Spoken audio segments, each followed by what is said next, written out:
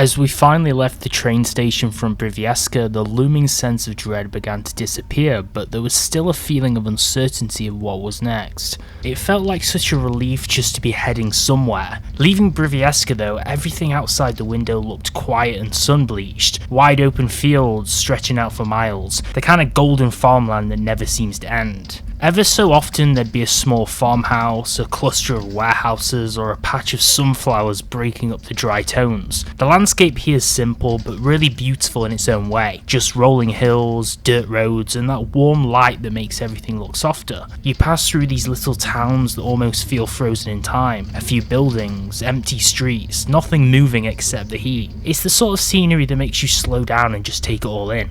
After how the day had gone, it was the first moment that actually felt calm. Sitting on the train, watching the countryside slide past with no idea what the next stop was going to bring. Right here we're passing just a random cluster of warehouses and entering some kind of industrial zone. It's views like this and scenery outside of the train window that's so surprising and so random because you've taken a train route and you don't really know where you're going and you don't really know what you're going to see along the way. And it just makes you curious about all the industry that's going on in Spain and what kind of materials or things that they're producing. And I'm sure if I did a little bit more research, I'd be able to tell you something which sounded a little bit more knowledgeable. After a while, the landscape started to change again. The open plains gave way to rocky hills and sharper slopes, with old industrial buildings and small houses scattered at the base. Everything felt still and almost deserted. The train eventually also came to a stop here, right by the mountains. Not sure if it was to switch tracks or wait for another line, but we sat here for quite a while, just suspended there between these cliffs and fields. The view outside didn't move, only the heat shimmered across the rails. After the day we'd had, even that silence felt heavy, but in a strange way, peaceful too. Just a quiet pause before we carried on toward Vitoria, which hopefully we would be reaching soon if all went well. And I couldn't help but think this mountain was so much like Mount Chiliad from GTA San Andreas, which you probably won't get if you haven't played that video game.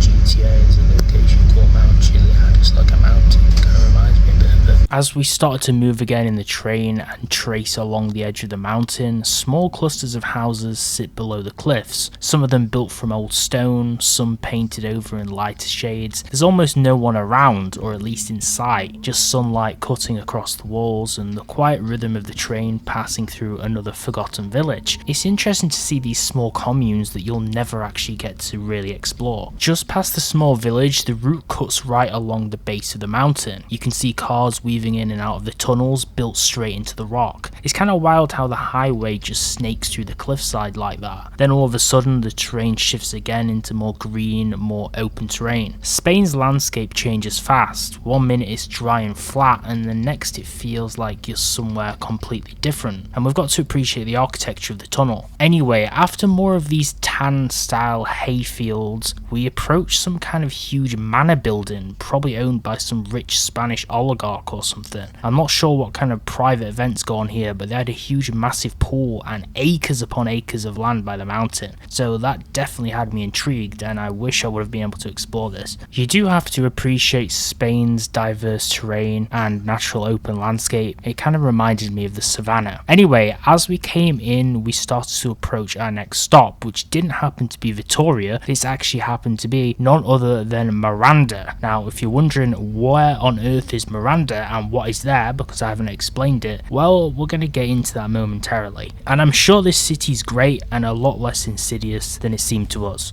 Of course, after leaving Burgos and then unfortunately having the disfortune of going through Briviesca, we were meant to go directly to Vitoria, but we were so burnt out we decided to stop along the way in Miranda, which is actually called Miranda de Ebro, and this is basically a small Spanish municipality which is in the province of Burgos in Castile and León. So after a long stretch through the countryside, we finally started to pull into Miranda de Ebro, and you can really see the change in landscape here. The flat fields and scattered farms from before slowly turn into rows of apartments and dense little neighborhoods. It's one of those moments where you realize how much contrast Spain has, even the small regions between. One minute you're passing empty hills and sunflower fields, and the next you're gliding past graffiti covered walls and narrow urban streets, which are kind of reminiscent of the 80s Europe, which is probably when most of these buildings were built during. And yeah, while filming this part, a group of old women across the aisle on the train thought it was pretty funny that I was recording out the window. I decided to obviously keep continuing to record anyway, but I figured I'd save myself the embarrassment of doing a run in commentary in the moment, and I just did the voiceover later in post-production here in the editing.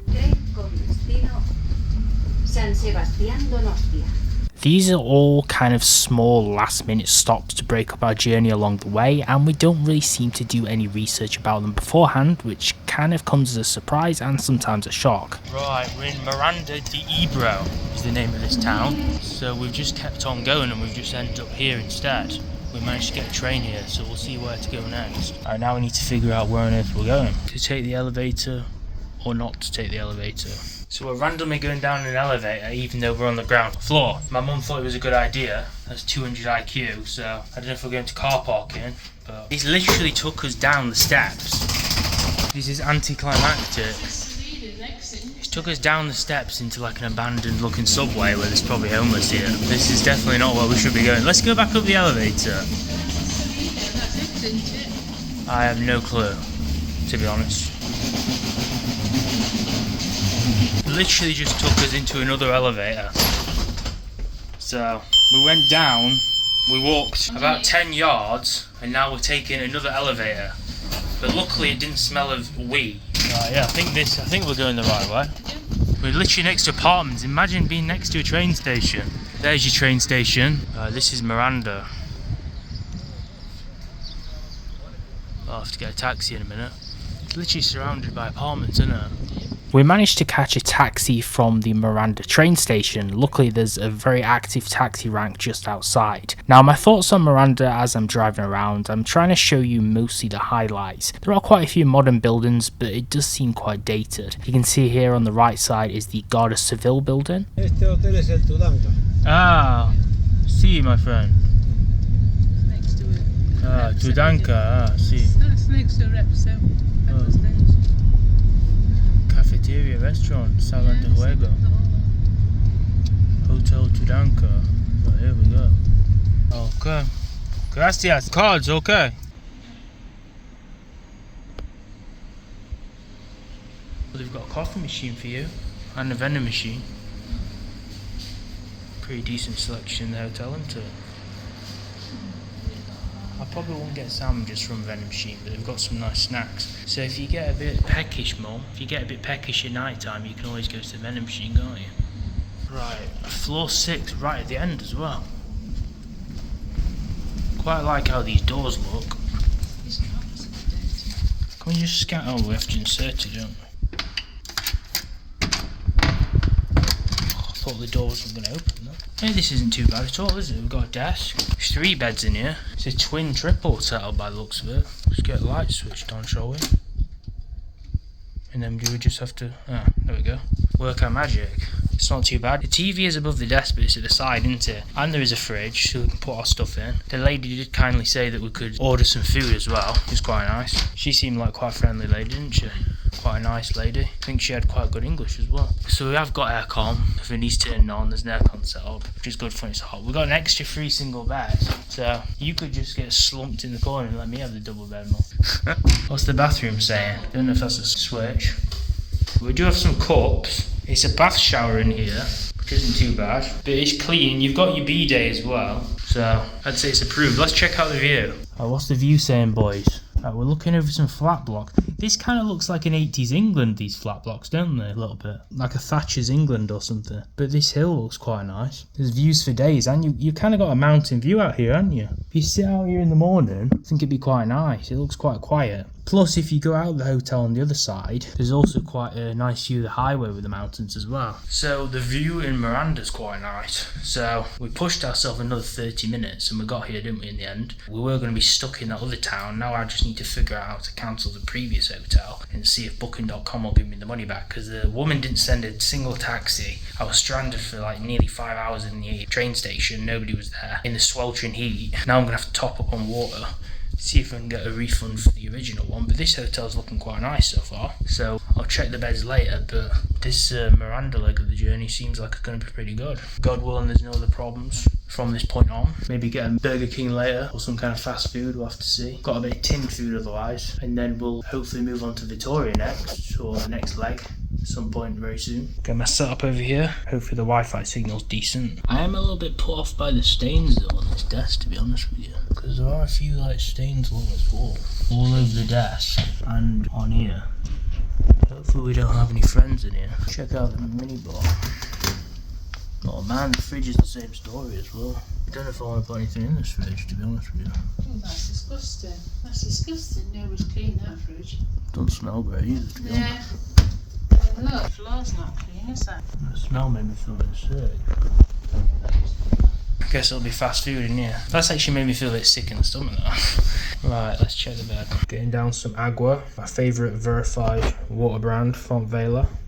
Decided to eat some Haribos, even though yesterday I decided we're on a no sugar pact, but apparently that's fallen through already. It's been absolutely exhausted today. Down some Burger King nosh. TV's on the laptop, watching some HS on stream. Tomorrow, hopefully, should be on the way to Vittoria, I think. So that should be pretty decent. So a lot better at this angle on the camera, because when I'm under there, it makes me look like I have a double chin when I don't. But there we go. I'd say all in all, we're on day 10 right now. I'd say all in all, that was probably the worst sleep I've had in a long time.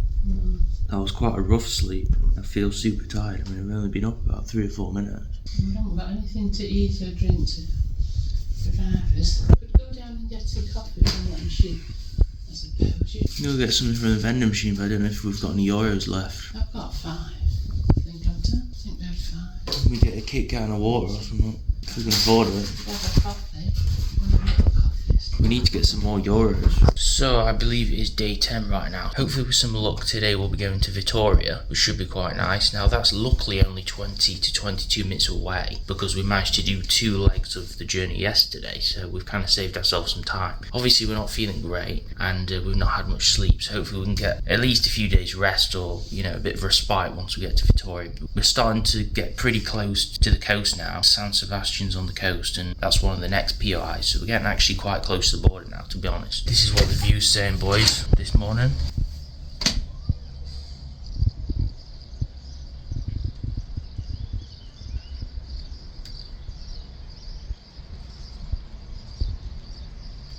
It's a lovely day. Now I was thinking up here that these were supermarkets. As you can see, the logo here is deer. We've been going to get our groceries, and then to the right slightly there is actually another supermarket buried in here somewhere. This Mercado, but I'm pretty sure these aren't supermarkets. I think these are actually the fulfillment centres, because there's just not enough traffic going to them to be supermarkets, especially in like a small city like this, or at least we're in a small part of the city, which is a shame because it was getting my hopes up. But I'm not going to take a taxi there anyway, cause it's going to cost like 10 euros one way to get to the supermarket and 10 euros back, so that's going to eventually add up, because I've been spending a lot on taxis, so I've been reducing that recently. Hopefully trying to get rid of a few of these spots recently that have been coming through. I was taking this vitamin B12 to basically fix a deficiency I had, but nobody told me that it actually caused a side effect, so I've been getting red spots and lumps and kind of acne periodically that come and go, and as long as I don't touch it or scratch it, it doesn't obviously ruin my face, which is good permanently, but it's kind of a little bit annoying. So what I've been doing is trying to get off these shots and see if I can get it from food, because the blood tests I had here in Spain a few weeks ago don't seem to show any sign of actual cause of the deficiency that I can't control. So hopefully I can just get it from the food, and then these spots will slowly go away, because if I'm on it for a long time and I keep getting them, it's going to cause some problems, and then eventually they'll probably be a bit of scarring from them. So decide to get off the vitamin B12 shots from the doctor and see if I can get it naturally, and I'm just going to test my levels when we get home in the next few weeks and see if they've actually got any worse drastically, or if they've actually stayed around the same. So that's going to be interesting. So I just wanted to add this little segment for anyone who might be taking this vitamin. It could actually be giving you some acne, because I never had acne before. I've always had clear skin ever since I took this. So I was like, okay, that's a weird coincidence, and I did a bit of research online and I figured out that was the reason. So, but it seems to kind of come and go, and then when you're in between shots I think it kind of clears. So I think this time if I just stop taking it, it's just going to go. It does leave like really tiny like bumps. I'm not sure if they heal over time after it shrinks, so hopefully that's not a permanent effect. It's not really got to like a really bad level yet, so it should be under control. It's only like caused like 10% of issues, so it's best to catch it early. Get that Fabio in there. Oh, it's not working.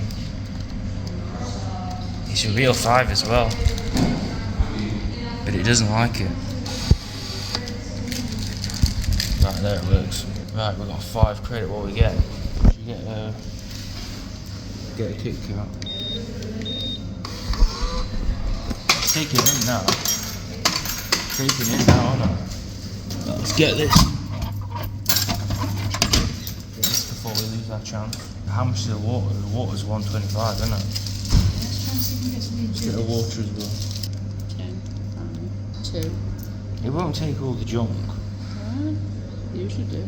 Put in the gold ones. Not going to take the small ones. Just put in the big gold ones because we're wasting time. Okay, that's 25. And then if you've got a euro, put a euro. 20, 10.